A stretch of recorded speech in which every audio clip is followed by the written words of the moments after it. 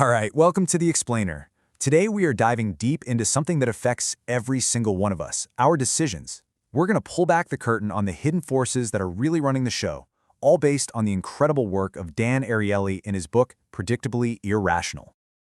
So let me ask you something right off the bat, and be honest with yourself. Are you really in control of your own decisions? I mean, we all like to think so, right? We imagine ourselves as these perfectly rational captains, steering our own ship, making smart, logical choices all day long. But what if that feeling of being in the driver's seat is just a myth? Well, according to behavioral economist Dan Ariely, it kind of is. He argues that we're not just irrational sometimes, we are predictably irrational. And that's the key word right there, predictably. Our mistakes aren't just random flukes. No, they're systematic, they're repeatable, and we all tend to make the same ones, over and over again. And Ariely's whole journey into this started from a really personal and pretty intense place. After a terrible accident left him with severe burns, he was forced to spend years in a hospital, basically observing human behavior from the outside in. It gave him this unique vantage point, and it got him wondering, why do we do the things we do? Okay, so let's dive into the first hidden force he uncovered. It's called the truth about relativity. And what it shows is just fascinating. Basically, we almost never make choices in a vacuum. It's all about context and how a sneaky little thing called a decoy can totally manipulate what you end up picking. All right, check this out.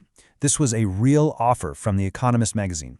You've got three choices. Option 1, web-only subscription for $59. Option 2, print only for $125. And option 3, print and web, also for $125. Which one of those just jumps out at you as the best deal? That print-only one for $125 seems kind of pointless, right? Now, hold that thought. Before I tell you what happened, take a look at this classic optical illusion. Would you believe me if I told you that the center circle in both of those images is the exact same size? It is. And this is a perfect metaphor for how our brains are wired. We don't have some built-in value-o-meter. We just compare things. We figure out what something is worth by looking at what's right next to it. Okay, so back to that magazine subscription. When that weird print-only option was there, a whopping 84% of MIT students chose the most expensive combo deal. Why on earth would they do that? Because compared to paying $125 for just the print, getting both for the same price felt like an absolute steal. But here's where it gets crazy. The moment Ariely took that decoy option away, the print-only one, the whole thing flipped on its head. Suddenly, the cheap web-only option was the clear winner. So you see, that useless option wasn't useless at all. It was a trick, a decoy, put there for one reason, to make you pick the more expensive choice. So we know our brains are comparison machines. But what happens when something is brand new, when there's nothing to compare it to? Well, that brings us to our second hidden force, the power of anchors. Get ready for this because you're about to see how a totally random number can latch onto your brain and decide how much you're willing to spend. The experiment he ran was so simple, it's brilliant.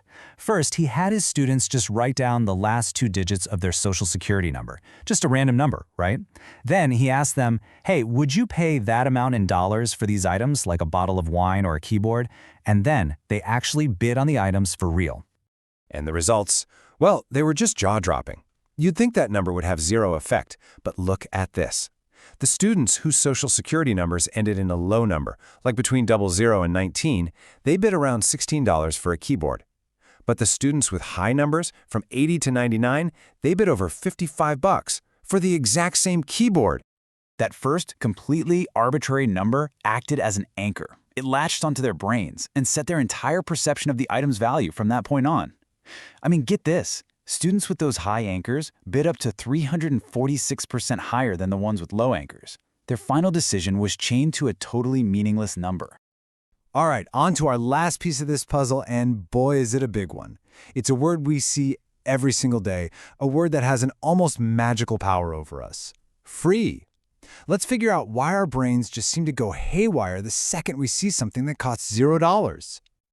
Okay, scenario 1. You can have a fancy Lent truffle for 15 cents, or a simple Hershey's Kiss for just 1 cent.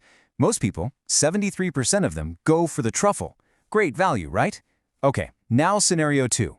We drop the price of both by 1 cent. The truffle is now 14 cents, and the kiss is free. And just like that, everything flips. Now 69% of people grab the free kiss, even though the truffle is an even better bargain than before. What is going on? So what happened? Well, that word, free, is like an emotional hot button. See, with any other purchase, our brain weighs the pros and cons, the potential for loss. But when something is free, it's like the risk of a bad decision part of our brain just switches off. There's no downside. It feels like a guaranteed win, and our inner desire to avoid loss just can't resist it. So let's put it all together. You've got these clever decoys tricking you, random numbers anchoring your sense of value, and this incredibly powerful pull of free. What does it all mean? It means we've got to seriously rethink how rational we think we are. It's about finally learning to see these invisible forces that are pulling our strings every single day. Ariely quotes Socrates, who said that the unexamined life is not worth living. And he adds his own spin. Perhaps it's time to inventory the imprints and anchors in our own life. And that's really a challenge for all of us, isn't it? To take a moment and look a little closer at the real why behind the choices we make. And that really brings us to the final and most important question, the one I have for you. Now that you can see these patterns, now that these invisible forces have been made visible, what irrational habits in your own life are you going to start questioning?